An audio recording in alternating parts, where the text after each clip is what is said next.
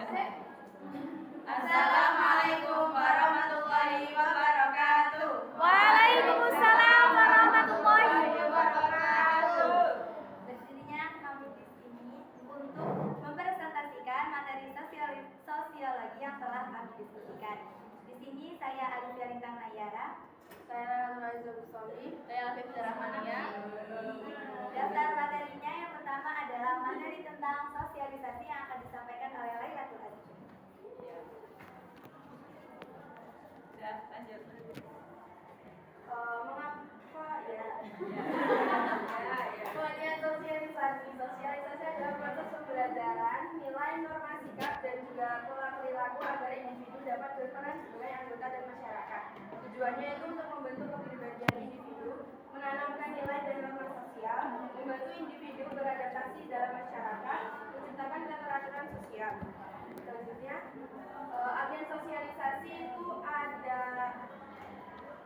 keluarga itu agen utama dan juga pertama. Kalau sekolah itu mengajarkan nilai formal dan juga disiplin, teman sebaya itu membentuk sikap dan juga perilaku sosial, media massa itu menyebarkan nilai dan informasi, terakhir lingkungan masyarakat. Selanjutnya, jenis sosialisasi itu ada 4. Pertama itu sosialisasi primer, itu dari kita sejak kecil atau bisa disebut dengan keluarga. Yang kedua itu sosialisasi sekunder, itu berasal dari di luar lingkungan dari keluarga seperti sekolah dan juga kerja. Yang ketiga itu sosialisasi formal, dilakukan melalui lembaga resmi dengan aturan dan tujuan yang jelas. Yang terakhir itu sosialisasi informal, berlangsung secara tidak resmi dan alami dalam kehidupan sehari-hari. Materi kedua itu penyimpangan sosial. Pengertian penyimpangan sosial adalah perilaku individu atau kelompok yang tidak sesuai dengan nilai dan norma yang berlaku di masyarakat. Contohnya itu ada kenakalan remaja, penyalahgunaan narkoba, korupsi, dan tawuran. Selanjutnya,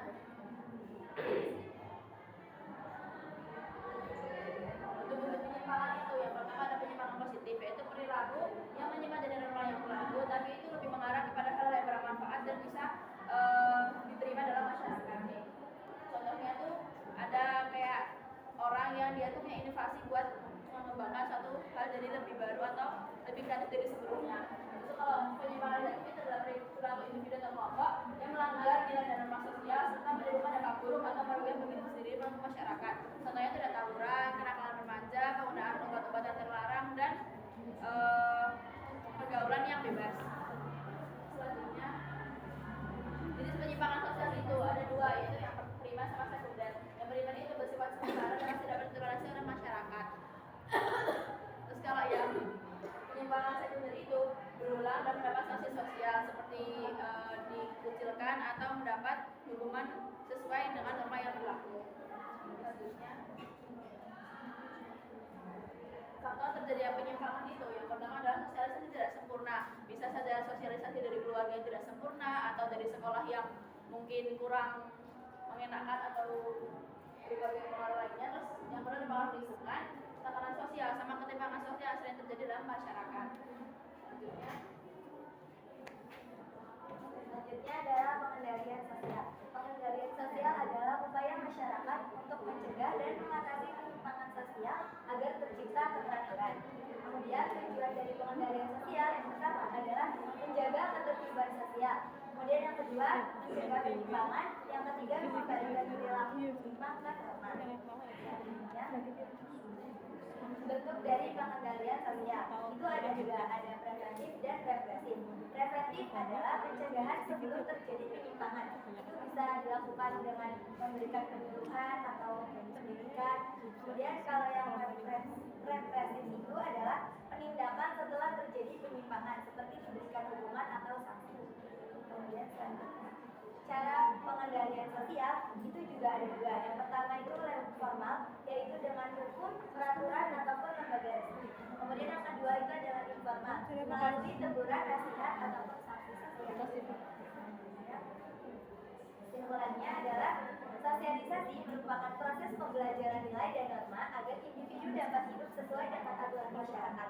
Jika sosialisasi tidak berjalan dengan baik, dapat muncul penyimpangan sosial, baik penyimpangan positif yang membawa perubahan baik maupun penyimpangan negatif yang dapat merugikan masyarakat. Oleh karena itu diperlukan pengendalian sosial sebagai upaya untuk mencegah dan menanggulangi penyimpangan agar tercipta ketertiban dan keteraturan dalam kehidupan. Ada pertanyaan? Boleh. Bagaimana cara sosialisasi yang baik?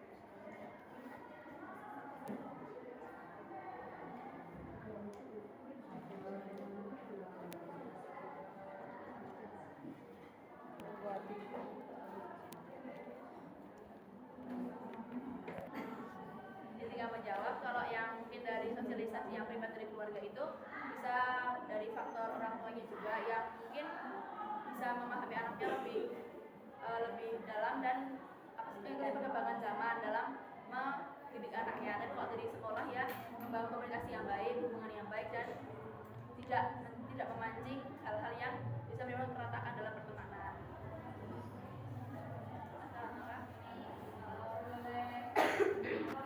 Ulangi tadi contoh penyimpangan positif.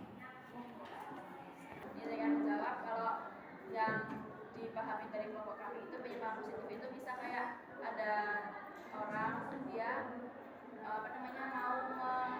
menciptakan sesuatu yang lebih inovatif atau kreatif, jadi dia kan berubah jadi lebih baik dari diri dia sendiri juga. Terus nggak bisa ada ibu yang dia mau menjalankan dua peran sekaligus dalam hidup anaknya karena udah nggak ada sosok ayahnya, jadi dia bekerja balik pulang buat menghidupi anaknya. Kalau dari yang contoh pertama ini hubungannya, kalau dari yang kedua kan dia emang karena modelnya cowok kan Kalau dari pemahaman kelompok kami itu tuh kayak dia tuh mau berubah, terus kalau di zona nyaman tuh udah langsung kayak apa ya, mau gitu walaupun positif. Gak bisa nanti kalau ada yang kurang langsung dikoreksi. Kasih. Ada lagi? tidak. Oke. Sekian, terima kasih. Sekali lagi mohon maaf. Assalamualaikum warahmatullahi wabarakatuh. Waalaikumsalam warahmatullahi wabarakatuh.